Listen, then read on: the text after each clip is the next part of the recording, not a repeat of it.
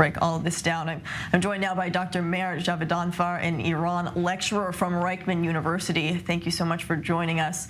Let's talk about this message from Iran that was sent moments before the ceasefire between Hamas and Israel began. What exactly were they trying to state with this drone targeting an Israeli ship?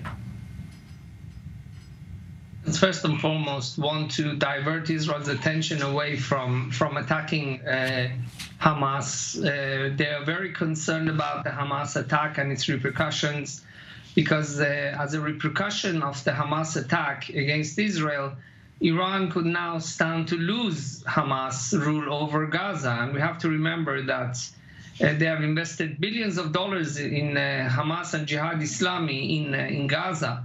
And now they could lose it all. They could, Gaza could leave the axis of resistance, which is a kind of a NATO, like defense pact headed by Iran, and its members are its proxies. So it's important for Iran to show support, which is why it's deploying Hezbollah in the north to pull Israel away. Another factor is Iran wants to undermine Israel's deterrence. Iran wants to tell its other proxies that, look, if Israel comes after you, you can fight back. The Israelis are not as strong as we believed. So this is why they send the Houthis, they deploy the Houthis to attack Israel through missiles, and they attack Israeli ships.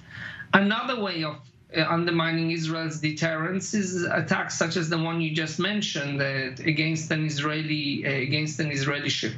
In the middle of all this, I have to add another dimension. The Iranians and Hamas are very surprised. Your viewers should really be aware of this. They are very surprised by President Biden's reaction. They did not believe that the Americans would send all of this military hardware to the region in support of Israel. So in order to stop the Americans from supporting Israel, Iranian proxies are continuing their attacks and increasing their attacks against U.S. bases in the Middle East. So all these attacks are within a larger framework, and one of them being that the Islamic Republic is really trying to shore up its allies to fight Israel, because it's very concerned about losing Gaza as a platform for the axis of resistance. So what happens when this pause in fighting begins again? Because we know right now Iranian foreign minister has sent a message stating that they hope to see this pause extended and continued. However, once it does continue, as Israel has said, they will continue fighting. What's the message going to be from Iran? Are they going to have to step up more on all of their sides? Absolutely right. Initially I believed that it's very unlikely that Hamas would have attacked Israel without consulting Iran. However, since then, I have changed my mind 180 degrees, because one of the factors that really made me change my mind is the fact that Hamas is genuinely surprised that all the other members of the axis of resistance, which is Hezbollah and the Houthis and others, did not attack Israel with more ferocity. Hamas really was hoping for a larger response from its other co-members of the axis of resistance.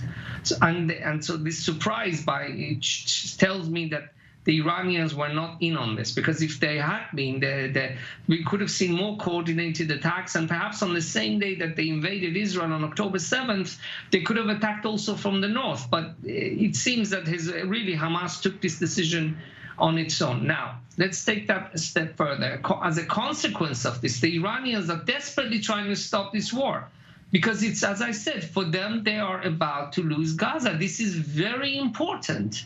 It's like NATO losing Poland in its confrontation with Russia.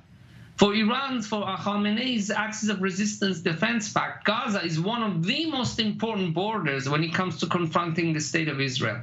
So they will do anything to stop this war, including supporting a ceasefire, because they want Israel to stop attacking Hamas.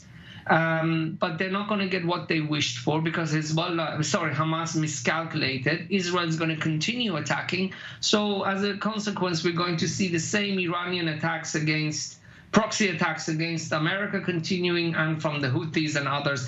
And we should expect more Israeli ships to be targeted. Dr. Meir Javedanfar, thank you for breaking down everything that we are expecting right now when it comes to the Iranian front of this war.